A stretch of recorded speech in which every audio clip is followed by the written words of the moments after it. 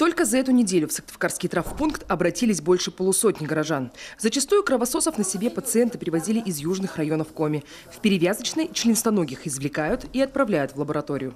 Специальное приспособление, которым мы снимаем клещей.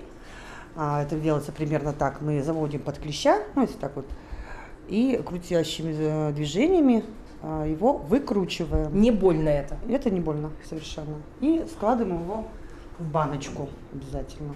Из лаборатории результаты приходят в тот же день. Из 144 исследованных в мае клещей 4 были носителями вируса. Пострадавшим от них горожанам приходилось возвращаться в травмпункт за порцией иммуноглобулина. Провести иммунопрофилактику необходимо как можно быстрее, говорят врачи. Но зачастую сами пациенты затягивают с визитом. И только потому, что очень поздно обнаруживают присосавшегося кровососа. Обычно на второй, на третий день, когда люди начинают обнаруживать, у них это место начинает болеть. Место укуса. И тогда они начинают паниковать, бежать к нам. Клещ – насекомое хитрое и не заинтересовано в том, чтобы его обнаружили. К тому же он еще и гурман. Клещ любит на теле человека такие участки с тонкой кожей. Обычно это за ухом, в паховых складках, подмышках, волосистая часть головы.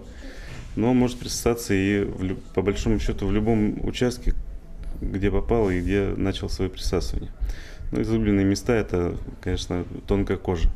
Треть всех обратившихся в Сыктывкарский травмпункт были привиты. Правда, и у таких людей шанс заболеть есть. Не клещевым энцефалитом, конечно, но хворью не менее опасной.